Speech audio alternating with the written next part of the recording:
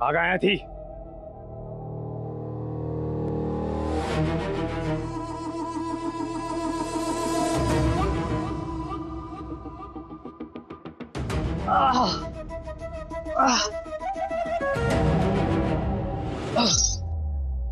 તમને ઊંડો ઘાવ વાગ્યો છે.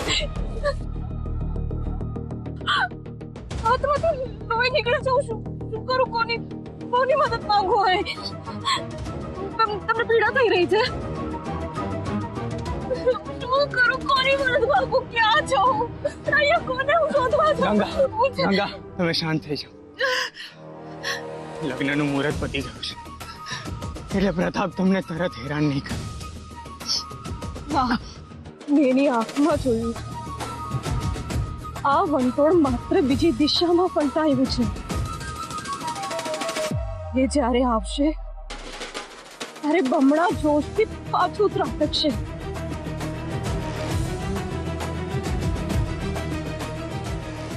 આ કહળ સંઘની તલવારમાં કંઈક એવી તાકાત છે કે ગમે તેવા વંટોળને ટાઢા પાડી દે. તમે દુખી રહ્યું છે ને? પીડા થઈ રહી છે તો કંઈ કરી નથી શકતી.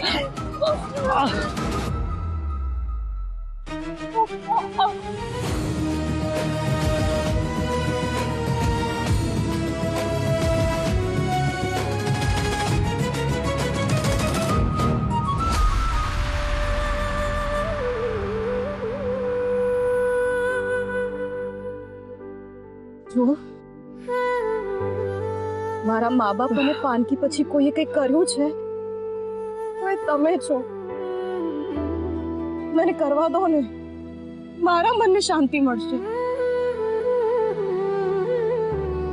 એ પણ આ સમય મેં તમારી સાથે ખૂબ ખરાબ વર્તન કર્યું છે. કરવા દો ને.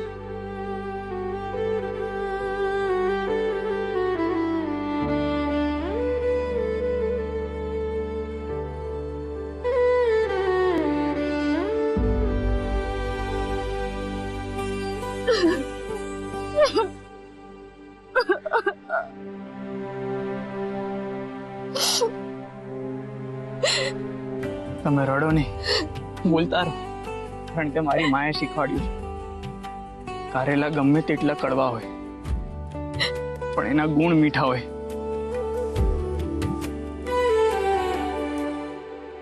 એટલે હું કડવું બોલું છું એમ? હા, પણ મારી વાણી લોકોના જીવ બચાવે છે.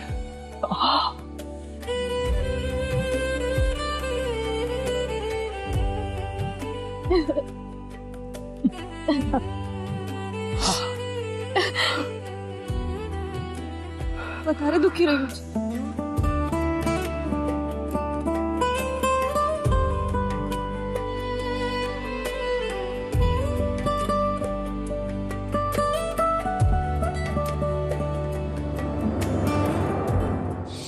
ओम कलिदेवाय नमः।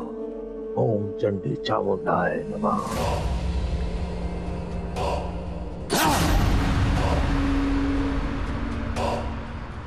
હવે આગળ નહીં વધતો પ્રતાપસિંહ. આ શું બોલો છો માયાવી? આપણે તો સાથી છે. આપણે તો કણકણમાં કલીની સ્થાપના કરવાની છે. તારા જેવા નિર્બળ સાથે મારે કામ નથી કરવું. મારા અનેક વર્ષોની સાધનાને તે ધૂળધાણી કરી નાખી. મેં તમે કીધેલું બધું જ કામ કર્યું છે. એ કેમ ભૂલી જાવ છો તમે? એક નાનકડું કામ આપેલું, માયા રચીને તારા લગ્ન નક્કી કરાવેલા, એટલું ના થયું તારાથી. તારો વિનાશ કોઈ નહીં રોકી શકે. આ પ્રતાપ કોઈ માટીનું ઢેફું નથી કે નીચે પડે ને ધૂળ થઈ જાય. પ્રતાપ તો રાખની નીચે ઢંકાયેલો અંગારો છે જે રાખ ઉડતા જ લાલ સોળ થઈને આખા જંગલને ભસ્મીભૂત કરી નાખે. એમ કેવી રીતે કરશો ભસ્મીભૂત? એક ગંગા જો મારી ના થઈ તો કોની એવી આગ લાગશે કે ગંગા મારી પાસે આવવા માટે મજબૂર થઈ જશે. કળગર છે મારો હાથ જાળવા, લગ્ન કરવા માટે, અને પછી હું જ કણ કણમાં કલીની સ્થાપના કરીશ. નિશ્ચિત કાળમાં જે લગ્ન ના થઈ શક્યા એનો અર્થ શું હવે ગંગા સાથે લગ્ન કરવાનો? હા, એ ત્રિમૂર્તિનું સર્જન અટકી શકે, પણ આ પ્રતાપને આટલી મદદ કરવા છતાંય એ કાંઈ જ ન કરી શક્યો. હવે મને ખાતરી છે કે આદિશક્તિએ આ સ્થાન પરની માયાવી શક્તિને દૂર પણ કરી નાખી છે. બસ હવે આ પ્રતાપ હારે તો હારે, પણ આ માયાવી હારવા માટે સર્જાયો નથી. હું એક એવા કલિરાજના શક્તિ સ્થળનું નિર્માણ કરીશ જે આ ભક્તોને સુગા ઘાસની જેમ પાડી નાખશે.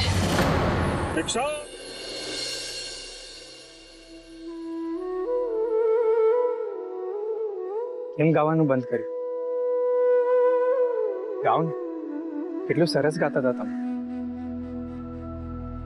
હું આત્માના આનંદ માટે ગાઉં છું, લોકો માટે નહીં.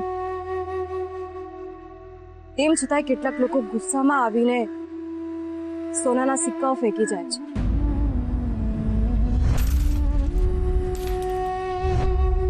તો આ સિક્કા મારા ઘરે ભજન ગાવા માટે ને મારો જીવ બચાવવા માટે. ભક્તિનો ને વૈરાગનો દેખાડો બંધ કરો.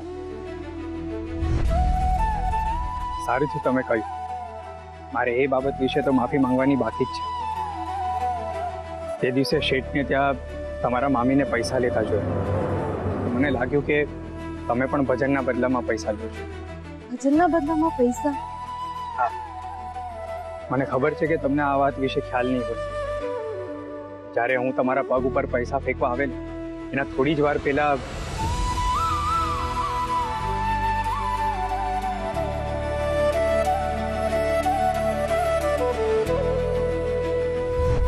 જો આ ભજન હજુ પણ ચાલુ રાખવા હોય ને તો વચન મુજબ મને હજી સિક્કા આપી દો. હા હા, આપું છું ને. હાલો. મને શરમ આવે છે કે મામીએ મારી ભક્તિનો વેપાર કર્યો. જો શેઠને ભજનનો આનંદ આવ્યો એ ખુશ, મામીને સિક્કા મળ્યા એ ખુશ, પણ આપણે બે જ મૂર્ખા કે આવી નાની બાબતમાં એકબીજા પ્રત્યે ગેરસમજણ કરી બેઠા અને એમાં ઝઘડી પડ્યા. મામીને વેપાર કરતા આવડે છે, મેં વેપાર કર્યો. મને ગાતા આવડે છે, મેં એ કર્યું. અને તમને ઝઘડો જ કરતા આવડે છે. શું હું ઝઘડાખોર છું એમ? અરે ના ના, આ તો હું ખાસ તમારી ક્ષમા માંગવા માટે બોલી છું. હું ગેરસમજ કરી રહી હતી કે તમને માત્ર મારતા જ આવડે છે, પણ હવે સમજાય છે કે તમે તમારી શક્તિનું પ્રદર્શન માત્ર ને માત્ર લોકોની મદદ કરવા માટે કરો છો. જુઓ ને, આજે તમને આટલો ઊંડો ઘા મારવા છતાંય મેં પ્રતાપને ક્ષમા કરી દીધું. અને ક્ષમા કરનાર સાચો વીર પુરુષ હોય છે. આ વીર પુરુષને ગંગાના પ્રણામ. તથાસ્તુ.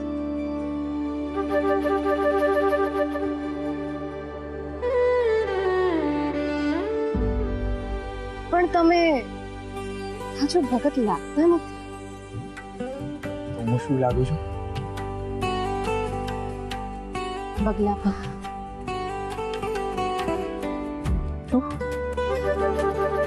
પગલા ભગત? જો પાછી કડવી વાત. આ બગલા ભગતને તમારી હજી એક માફી માંગવાની. માંગી લો. આજે તમારા તમામે તમામ અપરાધો ક્ષમા કરી દઈશ. સાંભળો,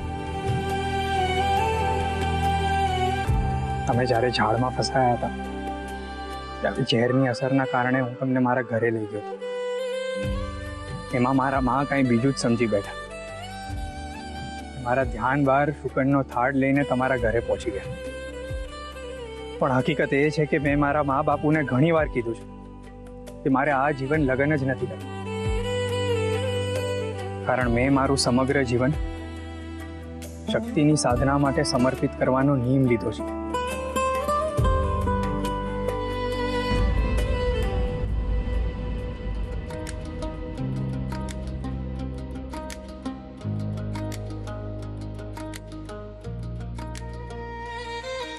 ફરી પાછી મોટી ગેરસમજ. એ વખતે પણ હું તમને ઘણું બધું બોલી ગઈ હતી, તેમ છતાં તમે સામે જવાબ પણ ના આપ્યો. તો આ વખતે ક્ષમા માંગવાનો મારો વારો. ક્ષમા કરો ભગત. બગલા બોલવાનું ભૂલી ગયા.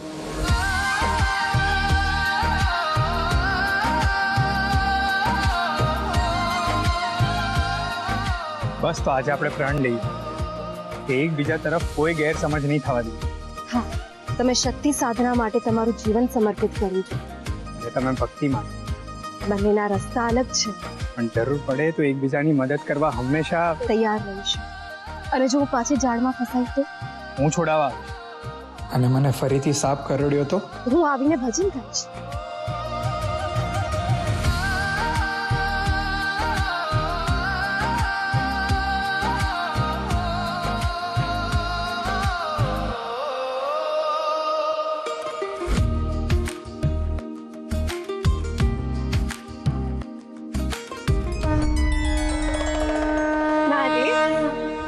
આખરે કહાડે ગંગાને બચાવી જ લીધી અને એ બંનેના વચ્ચેની ગેરસમજણ પણ દૂર થઈ ગઈ.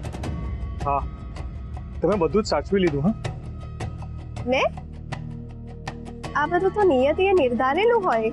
એમ તો હમણાં થોડા સમય પહેલા ગુસ્સો કરીને ભૂલક પર જવા માટે કોણ તૈયાર થઈ ગયું હતું? દેવ, આપના જેટલી ધીરજ અમારામાં નથી, એટલે જ તો આપ દેવાધિદેવ મહાદેવ છો. છતાંય જગત જનની અમારાથી તો ઉપર જ હોય ને. હા, કારણ કે જે નવા જીવનું સર્જન કરે છે એ માનું સ્થાન તો દેવોથી ઉપર જ હોય. હા સર, અને એટલા જ માટે અમે સદૈવ તમને વંદન કરીએ છીએ. પણ દેવ, આ બંનેને તો લગ્ન કરવા જ નહોતા. ત્રિમૂર્તિનું સર્જન થશે કઈ રીતે? બની શકે કે નિયતિએ આ લોકો માટે પણ કંઈ નિર્ધારિત કર્યું હોય. ફરી પાછી એ જ રહસ્યમય વાતો અને એ જ રહસ્યમય સ્મિત. ભિક્ષામ દેહી.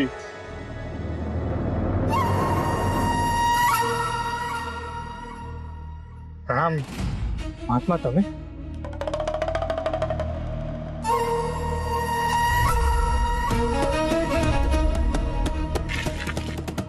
અલખ નિરંજન. પ્રણામ મહાત્મા. ભિક્ષામ દેહી.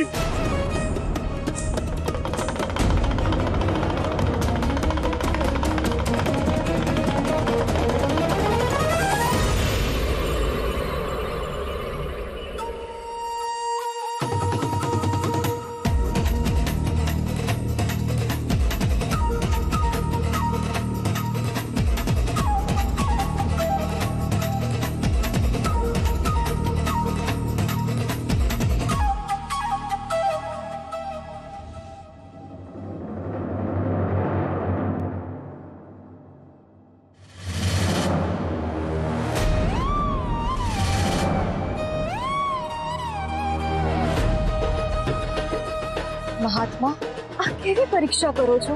ભિક્ષામાં એ અપાય કે તમારું હોય. મહાત્મા, એ ઘરેણું મારું જ હતું. પણ એ ઘરેણું તો તારા બાપુએ તને આપ્યું હતું. પણ તારું શું છે? અને આ ફળ? એ તો આ ધરતી માતા. એમાં તારું શું છે?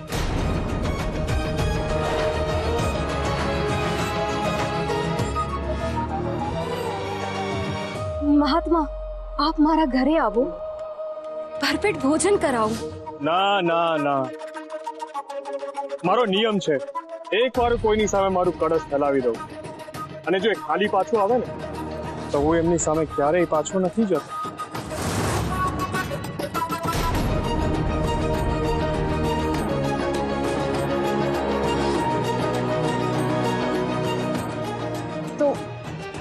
મહાત્મા અમે તમને શું આપી શકીએ? આપ અમારું માર્ગદર્શન કરો. કહ્યું ને, જે તમારું હોય એ આપો, બાકી કઈ ના ખપે.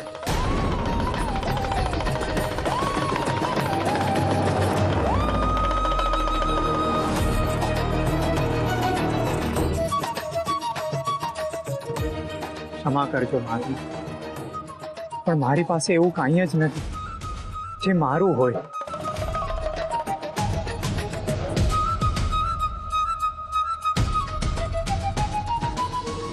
મારી પાસે પણ કાંઈ જ નથી. એમ? તમારી પાસે તમારા જીવન છે, તે આપી દો મને.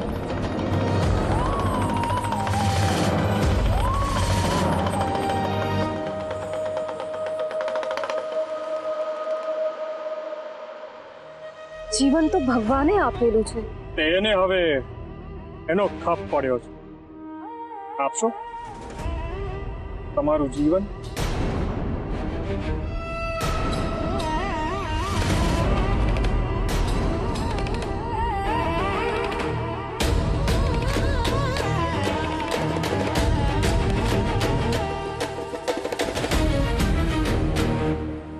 મહાત્મા, આજથી મારું જીવન તમારું.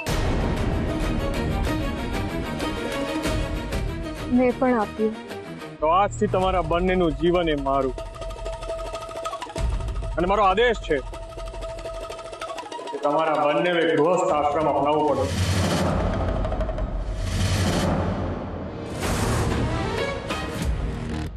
અને લગ્ન ન કરવાની જીદનો ત્યાગ કરવો પડે.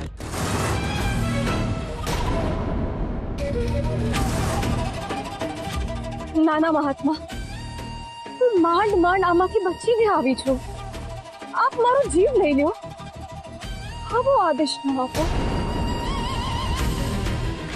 મહાત્મા, હું તો વૈરાગ્યને વરી ચૂકી છું.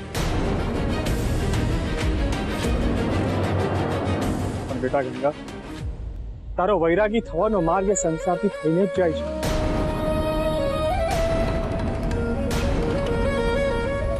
અને કાળ તારું શું?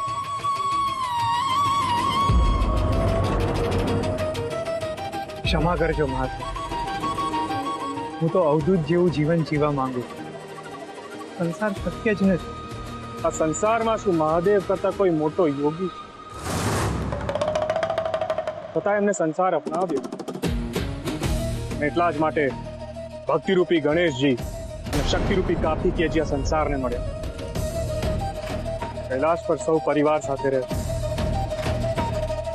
શું મહાદેવ ભક્તિ નથી કરતા?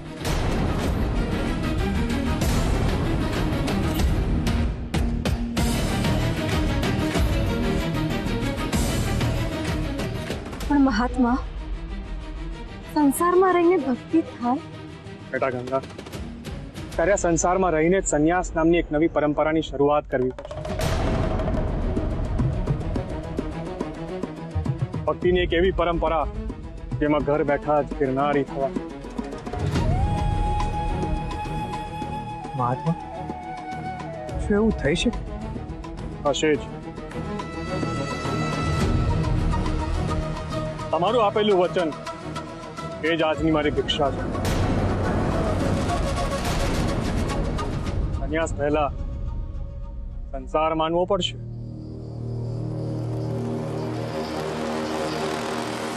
તો આપો છો ને મને ભિક્ષા?